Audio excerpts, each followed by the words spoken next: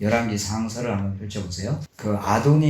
다윗의 노년 이야기로 시작이 되어집니다. 다윗이 이불을 덮어도 따뜻하지 아니하더라 하면서 이불을 덮어도 무릎 굽에서 찬바람이 솔솔 나오고 따뜻하지 않은 때가 되어지면 하나님이 이제 나를 부르실 날이 되었구나 이렇게 알면 될 것 같아요. 다윗도 그러면서 하나님 부름을 받아 가거든요. 그래서 다윗의 노년과 아도니아의 반역, 끝까지 그 정치에 대한 탐욕을 가지고 있다가 아도니아가 또 반역을 하는 이야기를 쓰고 있어요. 그런 것으로 열왕기 상서가 시작이 되어집니다. 그리고 두 번째 큰 주제는 솔로몬의 등극과 아도니아의 죽음. 솔로몬이 등극하고 아도니아가 죽게 되어지고, 세 번째는 솔로몬이 성전 건축을 해놓고 그 봉헌을 하고 또 솔로몬이 왕궁 건축하는 이야기가 나옵니다. 건축이 끝나자마자 솔로몬도 타락을 하고 또 대적들이 몰려오게 되어지는 그런 이야기를 쓰고 있어요. 남북왕국의 분열과 타락, 그 다음에는 그리고 여섯 번째는 르호보암 왕조와 여로보암 왕조. 이제 이스라엘이 남북으로 갈라지게 되어지죠. 그래서 통일왕국은 이제 없어졌고 북쪽은 이스라엘이 되고 남쪽은 유다가 되어집니다. 이렇게 되어지는 역사를 이제 열왕기 상서에서 볼 수가 있고요. 그리고 일곱 번째는 오므리 왕조와 엘리야의 사역. 그리고 여덟 번째는 길라라못과 아합의 말로. 자, 이런 이제 줄거리들이 열왕기 상서가 가지고 있는 이야기인데, 그래도 중요한 데를 조금만 좀 다시 복습할 수 있도록 해보겠습니다. 이제 열왕기 상서를 읽어보면요, 사람이 얼마나 연약한지 배우게 되어요. 참 사람은 연약한 그릇이고 존재구나. 왜냐하면 다윗같이 큰 은혜를 받은 사람도 그런 큰 죄에 빠질 수 있다는 교훈을 우리에게 가르쳐줘요. 또 솔로몬과 같은 큰 은혜를 받은 사람도 술과 여자에게 빠지게 되면 우상을 위하여 산당을 지을 수 있다는 것도 보여줍니다. 그런데 죄 가운데 빠진 인간들이라도 회개하고 돌아왔을 때 하나님께서 그들을 버리지 않으신다는 것을 또 보여주고 있어요. 이 역사서에서는 변치 않는 진리를 역사적으로 보여주고 있는데, 그 중에 하나가 사람이 무엇으로 심든지 심는 대로 거둔다는 거예요. 따라서 하시겠습니다. 무엇으로 심든지 심는 대로 거둔다. 이게 만고불변의 진리입니다. 성경이 말씀하는 진리예요. 구약을 읽어가다가 보면 나라가 망하는 것이 외적이 강해서가 아니라 언제나 내부의 부패로 인하여서 나라가 망하게 되잖아요. 그래서 위대한 예언자가 나타났던 시대는 다 악한 시대예요. 그들이 하나님과의 약속을 이행하지 않는 이스라엘 민족에게 죄와 허물을 지적하고 회개를 촉구하죠. 예언서는 역사서와 함께 이렇게 역사적인 배경을 이해하면서 읽어야 한다는 것을 간단하게 말씀드리고 지나갑니다. 그래서 이제 열왕기 하서부터 굉장히 성경 읽기가 재밌어지는데 이제 다 됐어요. 그 갈림길에 거의 도착하기 직전입니다. 여기 다윗의 노년과 아도니아의 반역 이야기인데요. 열왕기서는 첫머리에 다윗 왕이 늙었다는 이야기로 시작을 해요. 죽었다는 것이 아니고 늙었다네요. 늙었어. 이세의 막내 아들로 태어나서 파란만장한 삶을 살았던 다윗도 어느덧 나이가 들었습니다. 1장 1절 보니까 다윗 왕이 나이 많아 늙으니 이불을 덮어도 따뜻하지 아니한지라. 아주 굉장히 한국적인 표현으로다가 번역이 되어 있는데요. 사람이 나이가 든다는 것은 나이가 들면 늙는 거죠. 사람에게 대개 죽는다 하는 것은 다 인정을 하지만 자기가 늙어간다는 것은 인정하지도 않고 잘 몰라요. 나도 그런 것 같아요. 왜 내가 늙은 것을 인정하지 않고 이렇게 모를까? 그런데 이제 자기 얼굴을 매일마다 거울을 보니까 모른다는 거예요. 몰라. 거울을 맨날 들다가 보니까 아니 어제보다 오늘이 조금 미세하게 늙었는데 그게 발견이 안 되는 거죠. 근데 만약에 어떤 사람이 거울을 한 20년에 한 번 봤다 그러면 아마 기절할 거라는 거예요. 절도하는 거죠. 20년 만에 처음 봤어요. 거울을 한 번. 그럼 20년 전에 자기가 봤던 자기하고 20년 지난 다음에 본 얼굴하고 비교가 되면서 완전히 다 기절을 할 거라는 거죠. 그래서 거울을 매일 보기 때문에 자기가 나이가 먹어가고 늙어가는 것을 모른다는 거예요. 진짜 그럴 수 있죠. 어쨌든 다윗이 그때 한 70세 정도 되었던 것 같은데 이불을 덮어도 따뜻하지 아니하다.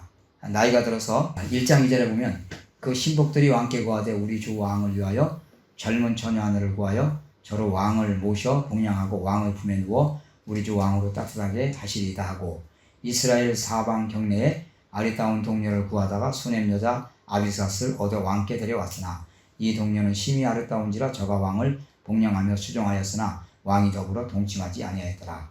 이제 이런 이야기로다가 이제 전개가 되어져요.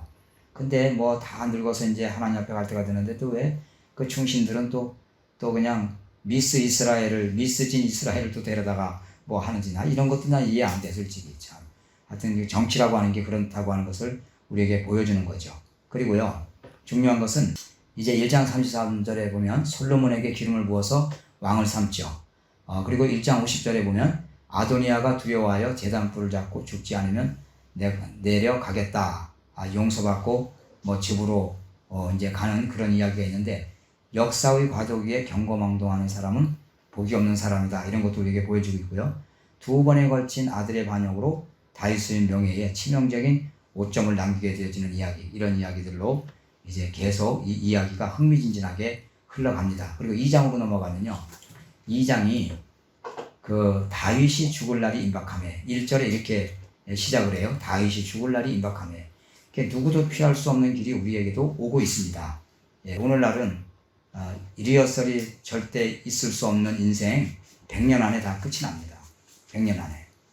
그러면 너무 우리의 시간이, 우리의 일생의 시간이 짧은 거예요. 그래서 우리는 이게 짧을수록 우리가 뭘 어떻게 해야지 지혜로운 사람일까요? 중요한 거, 내가 일생을 살아가면서 가장 중요하게 생각해야 할 일이 뭐냐, 그 다음에 가장 시급하게 처리할 일들이 뭐냐, 그거예요. 근데 다시 말씀드리지만 그거는 가장 먼저 처리해야 될 일, 가장 중요한 일은 인생 사용 설명서를 읽어보는 거예요. 그거 읽는 것에 대한 가이드를 지금 계속 해가고 있는 것입니다. 자, 그 2장에 보면은 뭐 살생부 명단 막 이런 게 나와요. 그래가지고 2장 17절에 보면 이제 아버지 그 다윗이 아들 솔로몬에게 정권을 이양하면서 누구는 살려두면 절대 안 된다 이래가지고선 뭐 그 살생부 명단이 나오는데 2장 5절부터 쭉 이렇게 설명이 되고 있죠. 누구는 없애버려야 된다. 그래서 이제 2장 17절에 보면은 이제 솔로몬의 숙청 작업이 시작되어져요. 그래서 거기에 보면 뭐 사람들 이름, 이제 숙청 작업에 올라와 있는 사람들 이름이 쭉 소개가 되어 있고요. 그리고 이제 3장으로 가면요, 솔로몬이 1000번제를 하나님께 드렸다는 거. 요건 아무리 바빠도 하고 지나가야 돼. 1000번제, 1000마리의 양으로 하나님께 드린 거예요. 1000번을 개수, 이 1000번 할 때 이 번자가 개수 번자가 아니에요. 1, 2, 3, 4, 5, 6 하는 그런 숫자가 아닙니다. 여기에 엄청나게 많은 설교자들이 또 신학자들이 실수를 하거든요. 1000번 제사가 아니라 1000마리의 양으로 번제를 드린 거예요. 그 1000번 할 때 번자가 태울 번자지 숫자로 여러 번 하는 그런 개수 번자가 아니라고 하는 사실을 꼭 명심하십시오. 태울 번, 구울 번자거든요. 히브리어로 올라라고 하는 제사인데 양을 1000마리를 준비해서 태워서 드리는 제사입니다. 그 1000마리를 한꺼번에 바쳤다는 것을 못 믿어들 하시는데, 지금도 사마리아에 가면 한꺼번에 양을 700마리씩 태워서 번제를 드립니다. 700마리 지금도. 솔로몬이 왜 이렇게 1000마리씩을 했냐면, 첫째 하나님을 그만큼 사랑하고 의지한다는 뜻이기도 하고, 그 다음에 겁이 났던 거예요. 솔로몬이 막내인데 19명의 형제가 있었다고 했잖아요. 그 형제들 중에서 둘씩이나 자기가 왕이 되겠다고 반역했던 일 일어났었잖아요. 그런데 자기가 별로 어줍지 않은 관계에서 태어났고, 자기는 우리가 아는 대로 나이도 굉장히 어린데 왕이 되고 나니까 겁나는 거예요. 그래서 아버지인 다윗도 죽고 지금 없는 상태고, 그래서 정말 하나님이라도 나를 잘 봐주시지 않으면 내가 어떻게 왕위를 보존할 수 있겠는가 하고 너무너무 겁이 나니까 1000마리의 번제를 드린 거예요. 그래서 1000일이면 벌써 1000번제를 우리가 개수번자로다가 이해를 했을 때 1000일이면은 3년입니다. 3년씩이나 매일같이 하루에 한 마리씩 그렇게 할 리가 있겠어요? 유대인 학자들도 그 엘레프 올루트라고 하는 그 히브리어 단어가 이게 뭐냐면 히브리어로다가는 엘레프 올루트라고 하는 그 히브리어 그 단어를 가지고 있는데, 이 1000번제는 하루에 한 마리씩 드린 것이 아니라 한꺼번에 드린 것이라고 확인을 할 수 있다는 거예요, 지금도. 그래서 여기에 그 번자는 그러니까 한 번, 두 번 이렇게 해가지고선 1000번. 그래서 1000주일을 만약에 1000주일을 1000번제를 드려요. 그럼 몇 년을 드려야 되는 거예요? 20년 동안을 드려야 되는 계산이 나와. 20년 동안. 그러니까 요거를 어떻게 드리냐면 한 번에 1000원씩 해. 1000원씩 1000번제 해가지고 요번 주일에 드리고 또 다음 주일날 또 1000번째 두 번째 예, 그 다음에 또 1,000원 드리고. 아니, 세상에 무슨 하나님이 그런 헌신을 받으시겠어요? 생각을 해보세요. 하나님 우리 중심을 보시는데, 그러면 1,000원씩에서 20년, 1,000원씩에서 20년을 드리면은 얼마가 드는 거죠, 그게? 이것도 내가 한번 계산을 해봤는데, 너무 진짜 웃겨요, 진짜. 아니, 그냥 한 번에 드리고 마시고, 재정 정리하는 재정부 집사님도 엄청 힘들 거예요. 여기 보면요, 은혜는 거저 받는 것이거든요. 돈 주고 받는 것이 아니잖아요. 은혜를 사모하는 마음으로 드린다면 1만 번 드린들 어떻겠어요? 헌금을 하더라도 우리가 바르게 하는 것이 중요합니다. 그냥 그런 희한한 거 그런 것을 운동해가지고 오늘 우리나라에는요 1,000번째가 아니라 10만 번째 운동을 하는 목사님들 때 10만 번째. 진짜 이해할 수 없는 일들이 벌어지고 있어요.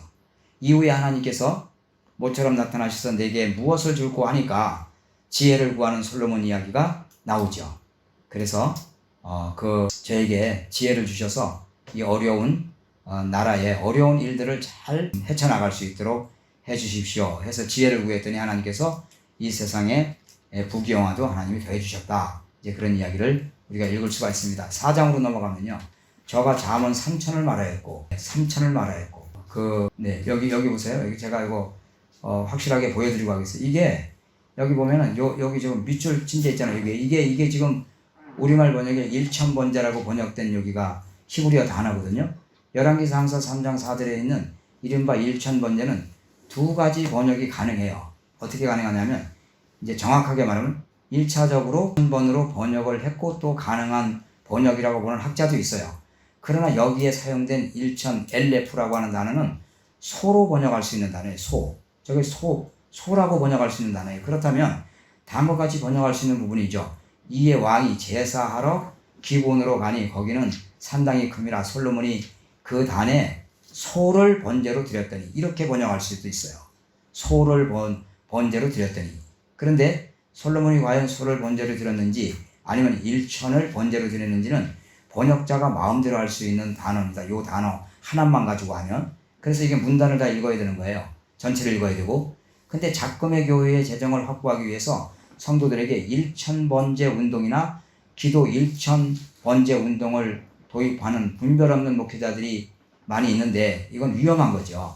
그러나 그 히브리어 엘레프를 1,000번으로 번역한다 하더라도 그 말이 1,000번을 말하는 것이 아니라 1,000마리의 번제를 한 번에 드렸다는 뜻이기 때문에 성도들에게 1,000번 제물을 드리라고 설득하는 것은 그것은 무식이고 오해입니다. 이 본문에 나오는 히브리어 엘레프를 소를 번제로 드렸다고 하는 번역이 가장 무난한 번역이라고 그래요. 유대인 학자들은. 제가 가지고 있는 강신재 박사 그 성경을 보면 더 이게 명확해요. 사실 1,000의 번제라는 말은 다소 어색한 말이기도 하죠. 1,000의 양을 드린 것이지 1,000의 소를 드린 것인지 구별이 되지 않기 때문입니다. 다른 곳에서는 반드시 제사의 구분과 함께 무엇으로 드렸는지 구별하여 쓰고 있기 때문에 단지 1,000번제라고 하는 말은 매우 어색한 말이에요. 용어 자체가. 그냥 소를 번제로 드렸더니 라고 번역하는 것이 더 무난한 번역이라고 그래요. 예. 뭐 이런 것만 있나요, 또? 언제부턴지 교회가 송구영신 예배를 드리면서 한 해를 보내고 새해를 맞이하는 성도들에게 성경 구절이 적힌 카드를 뽑게 하고는 그 말씀이 새해에 그 사람에게 주시는 하나님의 말씀이라고 성도들을 속이는 프로그램이 전국으로다가 퍼져나간 지가 벌써 언제부터입니까? 보나마나 그런 카드에는 성경에서 달콤한 구절들만 발췌를 해가지고 카드를 만들었을 것이고 성도들은 그 달콤한 구절들을 뽑아들고 하나님께서 금년에 좋은 말씀 나에게 주셨다고 믿게 하는 그런 착각을 불러일으키고 있는 거예요. 그러다가 그 해에 그 성도가 어려운 일이 닥치게 되거나 그 카드에서 읽었던 내용과 다른 한 해가 된다면 그 성도는 큰 혼란에 빠지게 되는 거예요. 맞아요, 틀려요? 그래서 송구영신 예배 시에 헌금 봉투에 소원을 써서 바치고 성경 구절 카드를 뽑게 하는 작태는 몇 가지 관점에서 부정적이에요. 성경적으로 볼 때. 첫째, 헌금 봉투를 들고 거기 소원을 써서 바치고 소원 성취하겠다고 하는 발상은 미신적인 요소가 가득 동서남북으로 들어있는 작태입니다. 두 번째, 그런 프로그램을 계획하고 추진하는 목적은 아무리 좋은 쪽으로 해석을 한다 해도 겨우 교회 재정을 확충하기 위한 것이라고 할 수밖에 없어요. 세 번째, 인위적인 달콤한 구절만 가려 뽑아서 아무 카드나 뽑게 하고는 하나님께서 그 말씀을 그 해에 그 사람에게 주셨다는 것은 거짓이라는 거예요. 거짓말이에요. 정직하게 말하자면 그 카드에 적힌 말씀은 그 해에 그 사람에게 하나님께 주신 것이 아니라 그 교회 목회자가 하나님 앞에서는 물론 교회 앞에서 해서는 안 될 짓을 한 것이고 거기 있는 카드들 중에 어떤 구절이 우연으로 주어진 것인지 결코 하나님께서 주신 것이 아니라는 거예요. 지난 한 해를 돌아볼 때 하나님의 도우심을 감사하면서 그리고 다시 충성할 수 있는 한 해를 기회를 주시는 하나님께 감사한 마음을 담아서 헌금을 드리는 것은 지극히 아름다운 일이죠. 또 마땅히 그렇게 해야 할 일이라고 믿어요. 다시 말하자면 감사하는 성도들의 마음이 한 해를 기회를 주시는 하나님을 향한 감사라면 지극히 당연하고 아름다운 마음이지만 어떤 분별 없는 목회자가 인위적인 구절 카드를 만들어서 뽑기를 하면서 좋은 말씀을 사모하면서 헌금 봉투를 바치게 하는 것은 그 성도들을 우롱하는 처사라고 할 수 있다는 거죠. 예배하는 성도들을 어리석게 만들고 유치하게 만드는 처사입니다. 교회가 선한 일을 하기 위해서 재정을 확충하는 일도 필요한 것이지만 자신들의 필요한 일이라고 자신들이 강변할 수 있을지 모르지만 아무리 목적이 선한 것이라고 한다 하더라도 방법 또한 선해야 되지 않냐 그 말이에요. 그러나 성경 구절을 뽑게 하면서 소원을 쓰게 하는 것은 아무리 보아도 선하지도 않고 바람직하지도 않은 거예요. 저는 그렇게 생각해요. 진심으로 교회를 사랑하고 아끼시는 분이시다면 정말 이런 일 하지 못하도록 해야 돼요. 그래서 유치하게 보자면 참으로 유치한 발상이라고 할 수 있고 사실 좀 더 심하게 표현하자면 미신과 사기성이 가득 들어있는 그런 작대 행위인데 그런 거를 대한민국 교회 거의 다 하고 있습니다. 그래서 그런 거는 절대 우리가 해서 안 된다. 예, 그거 말씀드려요. 4장으로 넘어가서 4장에 보면 저가 잠언 3천을 말하였고 우리 잠언에는 3,000개가 아니잖아요. 근데 히스기야의 신하들이 추려서 뽑아서 기록한 것이 우리가 보는 잠언이고 원래는 솔로몬이 잠언 3천을 말하였고 솔로몬이 얼마나 지혜를 솔로몬에게 부으셨는지 하나님께서 잠언을 3,000개를 말하였대요. 그 노래는 것이며 솔로몬이 가사문학을 해가지고 작사를 했는데 작곡까지 했는지 모르겠지만 그 가사문학이 1,005개예요. 그래서 아가서 경우는요 시르 하시림이라고 그러는데 노래 중에 노래입니다. 그러니까 1,500개 중에서 뽑고 또 뽑아내는 노래가 이게 아가서라고 그래요. 아가서. 솔로몬도 참 하나님으로부터 받은 지혜를 솔로몬이 하나님으로부터 받은 지혜가 얼마나 엄청난지를 우리가 이제 알 수 있는 그런 대목인데요. 4장 33절에 보면 저가 또 초목을 논하되 식물학 풀도 나무도 다 논했어요. 레바논 백향목으로부터 다음에 나는 우슬초까지 또 저가 또 짐승과 새와 기어다니는 것과 물고기를 논한지라. 그러니까 동물학, 조류학, 어류학도 다 했다는 거죠. 그러니까 얼마나 이 사람이 지혜와 명철이 생명이 대단했든지 생물학, 식물학, 동물학, 어류, 조류 다 논했다는 거예요. 박사가 된 거죠. 그래서 유대인들은 이렇게 생각한대요. 잠언, 전도서, 아가서 이걸 우리 솔로몬이 썼잖아요. 그래서 젊은 시절에는 아가서를 썼고 중년 시절에는 잠언서를 썼고 노년에 가서 전도서를 썼다. 이렇게 유대인들은 믿고 있어요. 자, 높은 데 올라가 보면 인간의 공적이라고 하는 것은 아무것도 아닙니다. 우리가 살고 있는 것은 지진만 나도 무너지는데 지금 네팔에 또 지진이 났다 그래서 엄청 좀 걱정이 되어져요. 지진 강도 6도짜리가 또 어느 또 지역을 덮쳤나 봐요. 우리 마음에 영원히 무너지지 않는 집을 우리는 지어야죠. 하나님의 말씀을 가지고 우리가 그런 일에 분주하고 바쁘게 시간을 보내야 할 우리 소중한 지혜들이 이 시간 함께하고 있습니다. 솔로몬의 이름대로 살림 평화가 이루어지는 이야기가 4장 25절에 기록이 되어 있고요. 그 다음에 회막 시대에서 성전 시대로 넘어가는 이야기, 중요한 이야기인데 이게 5장에서 8장까지 기록되어 있는 이야기예요. 회막 시대에서 성전 시대로 넘어가는 게 지금까지는 성전이 없었어요. 근데 이제 성전 시대로 솔로몬에 의해서 성전이 완성되고 나서 성전 시대로 넘어갑니다. 그러면서 이렇게 많은 변화가 이루어지는 이야기를 우리에게 하고 있는데 그 이야기는 지난번에 좀 했던 것 같아서 빨리 지나갑니다. 그럼 10장에서는 솔로몬의 전성시대를 이야기하고 있어요. 전성시대, 솔로몬의 최고의 시대. 그때 이제 스바 여왕이 이제 방문을 하게 되죠. 스바가 아라비아 서남쪽의 예멘이라고 그래요. 그런데 또 어떤 사람들은 이디오피아가 스바 여왕이 살았던 나라다. 이래가지고 두 나라가 싸우는데 많은 학자들은 아라비아 서남쪽의 예멘이 성경에서 말하는 스바 여왕이 왔던 나라다 이렇게 이야기를 하고 있어요. 근데 어쨌든 이 스바 여왕이 금 120달란트, 금 120달란트면 약 3.6톤이라네요. 3.6톤. 이게 톤으로다가 계산하면 솔로몬의 지혜를 시험하고 사기 위해서 왔어요. 그래서 10장에 보면 솔로몬이 그 묻는 말을 다 대답하였으니 왕이 음미하여 대답지 못한 것이 없었더라. 4절 스바 여왕이 솔로몬의 모든 지혜와 그 건축한 금과 궁과 건축한 궁과 그 상의 식물과 그 신복들의 좌석과 그 신하들의 시립한 것과 그들의 공복과 술 관원들과 여호와의 전에 올라가는 층계를 보고 정신이 현황하여, 정신이 없어질 만큼 어마어마한 걸 본 거예요. 왕께 고하되 내가 내 나라에서 당신의 행위와 당신의 지혜에 대하여 들은 소문이 진실하도다. 내가 그 말들을 믿지 아니하였더니 이제 와서 묵도한즉 내가 이제 확인한즉 내게 말한 것은 절반도 못되니 당신의 지혜와 복이 나의 들은 소문에 지나도다. 내가 상상했던 것보다 엄청 더 어마어마한 그런 지혜를 하나님으로부터 받으셨군요. 그런 말이죠. 그래서 감탄에 맞지 않는데 솔로몬 왕이 왕의 규례대로 스바 여왕에게 물건을 준 것 외에 선물을 바리바리 이렇게 준 모양인데 그거 준 것 외에 또 저의 소원대로 무릇 구하는 것을 주니 이에 저가 그 신복들로 더불어 본국으로 돌아갔더라. 그래가지고요 이게 이제 참 재미있는 대목인데요. 10장 13절이 공식적으로 하사되는 예물도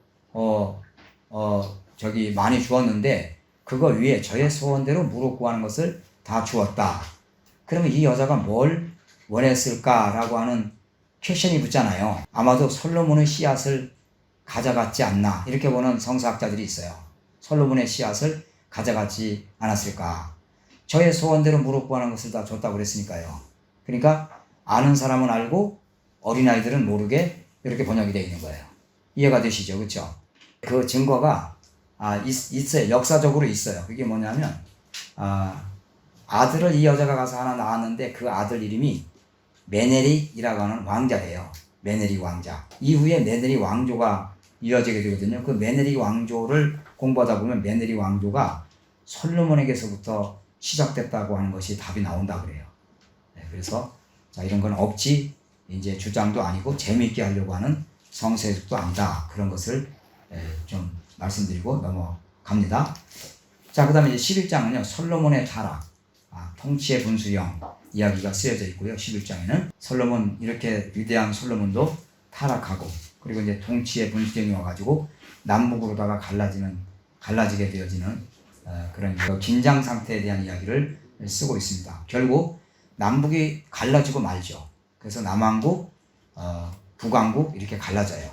그래서 남왕국의 초대왕은 르호보암이 되어지고 북왕국은 그 야당 총수인 여로보암이 총수가 되어지고 이제 왕이 되어지고 이렇게 되어지는 그런 이야기로 전개가 되어지는데 참 어떻게 보면 다 이게 하나님의 역사고 하나님의 섭리이기도 하고 또 하나님이 행하시는 일들인데 또 어느 한면에서는 나라가 이렇게 갈라지니까 참 여러 가지 또 어려움이 생기잖아요. 근데 어쨌든 우리가 이제 정리해야 되는 건 뭐냐면 이제는 통일왕국은 없어졌다. 통일왕국은 없어졌고 남한국, 북왕국으로 갈라졌다. 남북, 남한, 북한 이렇게 갈라졌어요.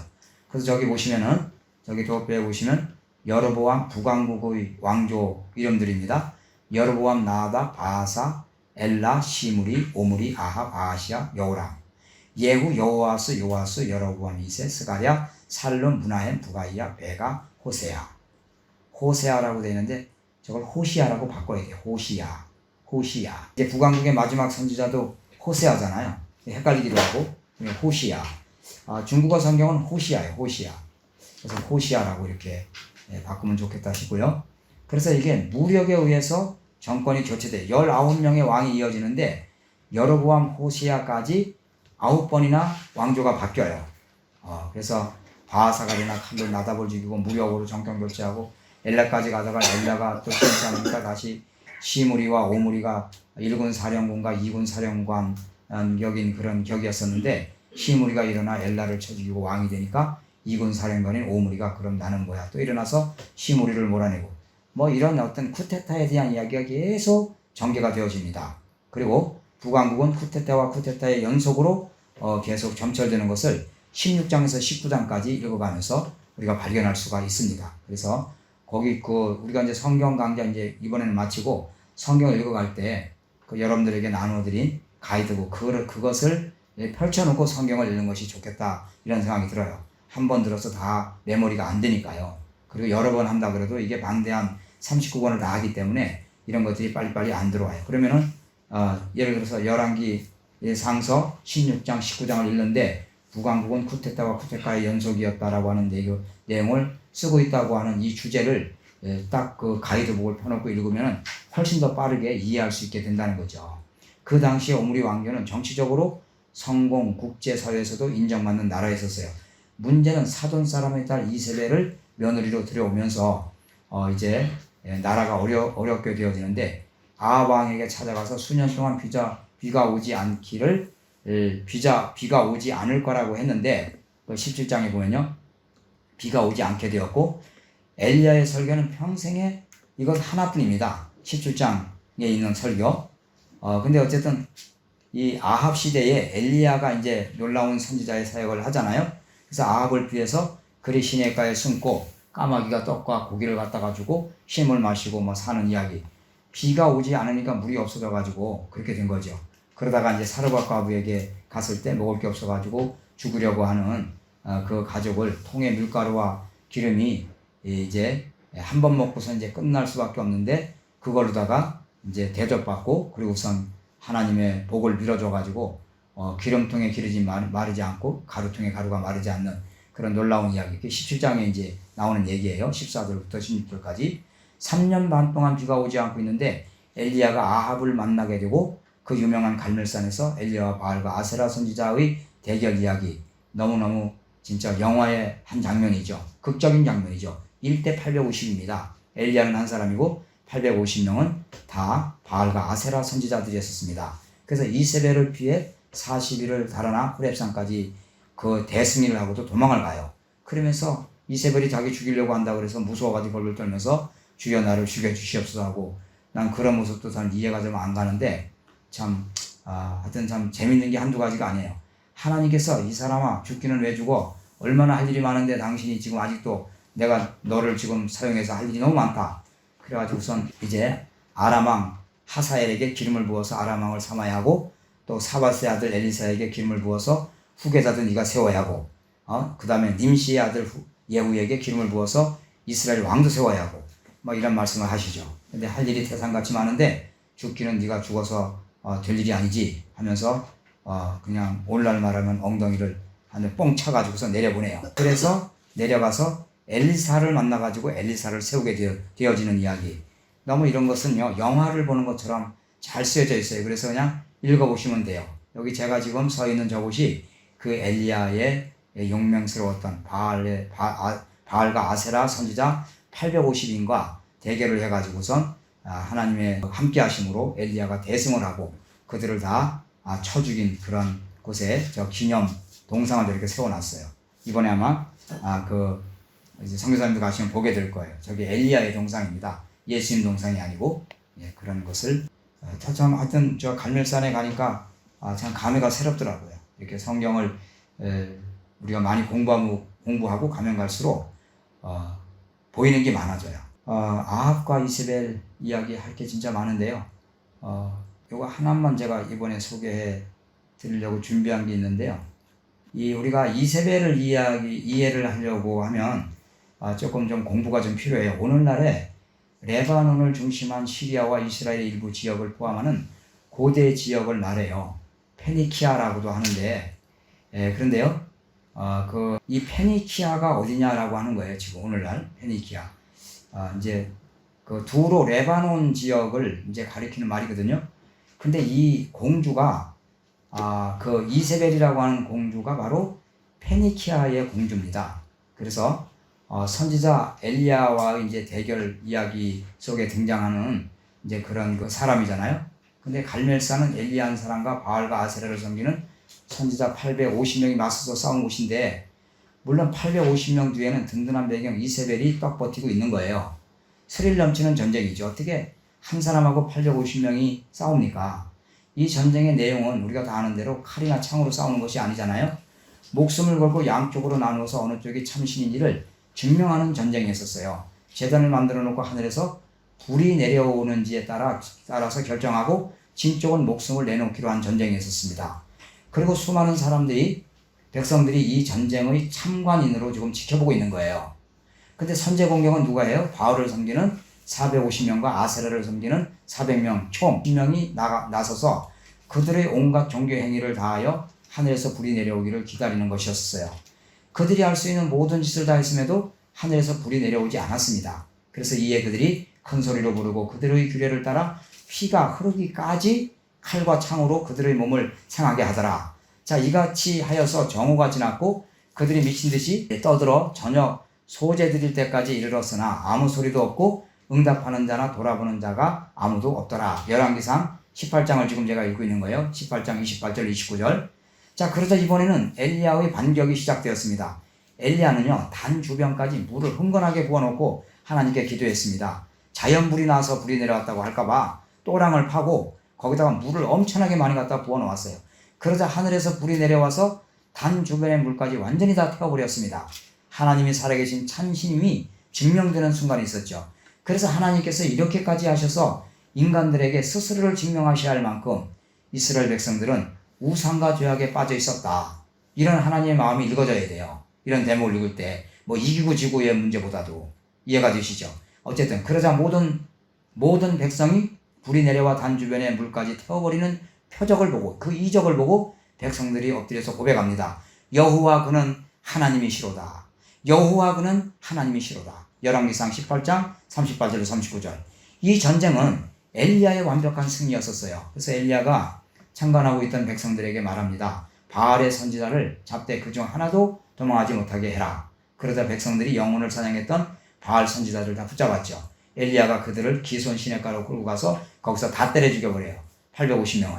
그런데 놀라운 것은 이 전쟁에 대해 이세벨이 눈 하나 꿈쩍하지 않고 도리어 엘리야를 죽여버리겠다고 사납게 달려드는 거예요. 그런데 아합이 엘리야가 행한 모든 일과 그가 어떻게 바알과 아세라의 모든 선지자를 죽였는지를 이세벨에게 말하니 이세벨이 자신을 엘리야에게 보내서 말합니다. 내가 내일 이맘때에는 반드시 네 생명을 저 사람들 중 한 사람의 생명과 같게 하리라. 그렇게 하지 아니하면 신들이 내게 벌 위에 벌을 내림이 마땅하니라. 열왕기상 19장 1절 2절. 그러니까 내가 네 손에 죽은 그 850명의 우리 쪽의 선지자들처럼 너도 그렇게 만들겠다. 만약에 내가 그렇게 못하면 내가 믿는 신들이 나에게 벌 위에 벌을 내릴 것이다. 아주 완전히 필사의 각오를 했다는 말이죠. 때려 죽이기로. 그래서 이에 엘리야는 목숨을 보존하기 위해 도망을 해야 하고 겁나니까요. 그걸 왜 겁나했을까? 나니 그게 의아하다는 거죠. 그렇게 엄청난 하나님의 역사를 경험하고 뭐까지 이세벨이 또 겁나가지고 도망을 가냐 그 말이에요. 내 말은. 근데 어쨌든 성경 내용은 그래요. 그래서 지친 엘리야를 하나님께서 위로하시고 보호하셔야만 했습니다. 그래서 엘리야가 이 형편을 보고 일어나서 자기의 생명을 위해 도망하여 유다에 속한 부엘세바에 이르러 자기의 사환을 그곳에 머물게 하고 자기 자신은 광야로 들어가서 하루길쯤 가서 한 로뎀나무 아래에 앉아 자기가 죽기를 원한다고 하면서 고백을 해요. 여호와여 넉넉하오니 지금 내 생명을 거두시옵소서. 이러면서 말이죠. 나는 내 조상보다 낫지 못한 아이다. 열왕기상 19장 3절로 4절. 이 페니키아 공주 이세벨은요, 죽는 날까지 북이스라엘의 바알과 아세라를 퍼뜨렸고 그녀의 딸 아달랴를 남유다에 시집까지 보내가지고 남유다까지 바알과 아세라로 뒤덮으려고 했던 아주 악한 악녀입니다. 그래서 이세벨, 아달랴 이 두 사람은 꼭 알아야 돼요. 우리가 악한 악역으로서 하나님의 선한 역사의 배경 속에 악한 악역 두 명의 여자, 그러면 이세벨, 그의 딸 아달랴, 이건 꼭 잃어버리면 안 돼요. 자, 아하시아가 왕이 될 때의 나이가 42세라 예루살렘에서 1년 동안 다스리니라. 그의 어머니의 이름은 아달랴요 오므리의 손녀더라. 아하시아도 아합의 집길로 행하였으니 이는 그의 어머니가 꾀어 악을 행하게 하였습니다. 역대하서 22장 2절 3절. 자, 이제 이 아합 왕과 이세벨이 죽은 후에 BC 8세기가 되었을 때 여로보암 2세가 북이스라엘의 왕이 되었을 때 북왕국은 정치, 경제, 외교, 문화적으로 강성대국의 최고로 번성한 시기를 보내게 됩니다. 특히 경제 성장의 부흥이 가져온 산물로 양극화 현상이 심화되어서 부자와 가난한 사람의 삶은 하늘과 땅처럼 벌어졌어요. 또한 두로는요, 노예 무역을 시작하면서 엄청난 경제적 이익을 보게 되고, 그 노예 무역은 그들의 부를 최고조에 이르게 하게 되어집니다. 그때 하나님의 말씀을 전한 아모스 선지자는 하나님의 정의와 공의를 외치면서 두로의 멸망을 예언하죠. 여호와께서 이와 같이 말씀하시되 두로의 선악가지 죄로 말미암아 내가 그 벌을 돌이키지 아니하리니 이는 그들이 그 형제의 계약을 기억하지 아니하고 모든 사로잡은 자를 에돔에 넘겼음이라. 내가 두로 성에 불을 보내리니 그 궁궐들을 사르리라. 이렇게 아모스 아직 안 했지만 그 1장 9절 10절에 보면 이렇게 말씀하고 있어요. 자, 지금 두로 얘기를 하려고 하는 거예요. 이 두로는 특히 노예 무역으로 부를 축적해서 온갖 호합한 궁궐들을 지어놓고 희희낙락하고 있었는데 아모스 선지자를 통한 하나님의 준엄한 심판의 메시지가 들려온 것이다 그 말이죠. 그런데 더 나아가서 남유다의 선지자 아사야까지 두로의 멸망을 예언합니다. 그래서 이게 두로가 이게 멸망하게 된다. 두로의 왕과 백성들은 하나님의 준엄한 말씀을 그 옛날 소돔과 고모라성 사람들처럼 농담으로 여깁니다. 두로에 관한 경고라. 다시스의 베드라 너희는 슬피 부르짖을지어다. 두로가 황무하여 집이 없고 돌아갈 곳도 없으며 이 소식이 기띔 땅에서부터 그들에게 전파되었습니다. 바다에 왕래하는 시돈 상인들로 말미암아 부유하게 된 너희 해변 주민들아 잠잠하라. 이사야서에서 이렇게 이제 이 두로의 멸망에 대해서 말씀하고 있는데, 어쨌든 이 부의 극치를 달리고 있던 두로의 백성들은 스스로를 신이라고까지 하면서 교만과 오만이 하늘을 찌르고 있었어요. 당시 여러 섬들을 왕래하면서 무역을 하여서 엄청난 부를 가지게 된 두로는 상상을 초월하는 사치스러운 생활을 했던 거죠. 배를 만들 때는 최고급 서늘의 잣나무로 판자로 만들고, 레바논의 백향목으로 배 돛대를 만들었고, 바산의 상수리 나무로 노를 만들어 저었고, 코끼리 상아를 가지고 가판을 꾸몄고, 이집트 산 비단으로 돛을 만들고 최고급 차일로 만들었고, 시돈과 아르와스의 가장 힘센 사람들을 뱃사공으로 부르면서 떵떵거리고 살았어요. 이 스릴의 잣나무로 내 판자를 만들었으며 너를 위하여 레바논의 백향목을 가져다 돛대를 만들었도다. 바산의 상수리 나무로 내 노를 만들었으며 기띔 섬 황량목의 상아로 꾸며 가판을 만들었도다. 애굽의 수놓은 가로 배로 돛을 만들어 깃발을 삼았으며 엘리사 섬의 청색 자색 배로 차이를 만들었도다. 시돈과 아르와 주민들이 내 사궁이 되었으며 두로야 내 가운데서 있는 지혜들이 내 선장이 되었도다. 이렇게 또 에스겔서에서 두로의 멸망을 예언하면서 이런 말씀이 나오는데, 어쨌든 BC 8세기에 아모스, 이사야, 그리고 BC 6세기 예레미야와 동시에 활동했던 에스겔 선지자도 두로, 다른 말로 페니키아입니다. 페니키아가 반드시 멸망할 것이라고 하나님의 말씀을 전했어요. 하나님께서 이 에스겔을 통하여서 말씀하십니다. 인자야 너는 두로 왕에게 이르기를 주 여호와께서 이같이 말씀하시되 내 마음이 교만하여 말하기를 나는 신이라 내가 하나님의 자리 곧 바다 가운데 앉아 있다 하도다. 내 마음이 하나님의 마음 같은 체할지라도 너는 사람이요 신이 아니거늘. 에스겔서 28장 1절 2절에서 이렇게 말씀하고 있는데, 당시의 사람들은 그 누구도 두로가 멸망할 것이라고 하는 예언을 믿는 사람이 없었어요. 그만큼 두로는 교만했고 오만했고 강한 힘을 가지고 있었다는 말이죠. 그러나 BC 4세기 두로는 알렉산드로스에게 완전히 망하게 되고, 알렉산드로스의 두로 전쟁은 세계 전쟁 역사에 빠지지 않는 아주 중요한 전쟁 중의 하나로 기록이 되어 있어요. 요 얘기를 하려고 하는 거예요. 오늘날 레바논을 중심한 시리아와 이스라엘의 일부 지역을 포함하는 고대 지역을 말하는 이름인데, BC 538년 페니키아는요 페르시아의 지배를 받게 되어져요. 그 후에 알렉산드로스 대왕에게 점령당했다가 BC 64년에는 로마의 시리아 속주에 통합이 되게 됩니다. 제가 이걸 이제 요런 정보는 제가 구레데니커 사전에서 가져왔는데, 이 페니키아가 세운 식민지 가운데 가장 번성했던 곳은 바로 오늘날 튀니지에 위치한 카르타고입니다. 칼타고라고도 하는데 카르타고였었어요. 그리고 스페인의 광대한 지역과 아프리카 서해안 등도 페니키아의 식민지였었어요. 이후 카르타고는 식민 모국인 페니키아보다 더 강대한 나라로 발전하게 되어서 서부 지중해 전역을 통제하는 강대국으로 번성하게 되고, 결국 로마와 지중해 제해권을 두고 110년간 전쟁을 하게 됩니다. 그래서 이 칼타고와 로마 사이에 세 차례에 걸쳐서 120년 벌였던 전쟁을 역사는 포니의 전쟁이라고 하는 거예요. 이 전쟁을 포니의 전쟁 들어보셨죠? 전쟁 초기만 해도 육상 국가였던 로마가 해상 국가 카르타고와 싸워 이길 것이라고 생각을 하는 나라는 거의 없었을 거예요. 그러나 결과는 세 차례 모두 로마의 승리로 돌아갑니다. 세 차례 전쟁 가운데 가장 유명한 전쟁은 제2차 포에니 전쟁인데 1차 포에니 전쟁의 패배로 페니키아의 또 다른 식민지인 스페인으로 삶의 본거지를 옮긴 하니발의 아버지가 아들에게 로마에 대한 복수심을 불태우면서 키웠던 것이 제2차 포에니 전쟁의 원인이 되었거든요. 그래서 1차 포에니 전쟁을 책임지고 한니발의 아버지는 그의 가족들을 데리고 그들의 식민지인 스페인으로 옮겨가야만 했어요. 때문에 어린 시절을 스페인으로 옮겨가 자란 한니발은 그곳에서 전쟁의 불씨를 키워 스페인에서부터 알프스를 넘어 로마까지 진격을 해간 것입니다. 로마로 쳐들어간 한니발은 이후에 16년간 로마 전역을 쑥대밭으로 만들어버렸고 로마를 벌벌 떨게 만든 역사상 가장 보기 드문 장수로 기록을 하고 있어요. 물론 후에 로마에서 한니발에 대적할 만한 장수가 나타나가지고 2차 포에니 전쟁의 결과는 로마의 승리로 끝났지만 한니발의 명성은 오늘날까지도 어느 장수 못지않게 이순신 장군만 우리는 알아요. 한니발도 좀 아셔야 돼요. 이 고대 전쟁에서 빼놓을 수 없는 장수 5명을 꼽으라면 보편적으로 알렉산드로스라고 그러죠. 알렉산더. 그 다음에 피로스. 그 다음에 하니발, 스피키오. 그 다음에 아프리카누스, 율리오스, 가이샤르 정도가 뽑힌다 거예요. 근데 안타깝게 이순신은 고대 전쟁이 한일에서 안 들어간 거죠. 그리고 2명을 뽑으라고 해도 하니발은 반드시 들어가는 사람이라는 거예요. 이 유명한 카르타고의 전쟁 영웅, 전쟁의 달인 한니발이 성경에 등장하는 두로와 시돈, 그러니까 오늘날 레바논의 공주 이세벨의 후예라는 사실이에요. 이세벨.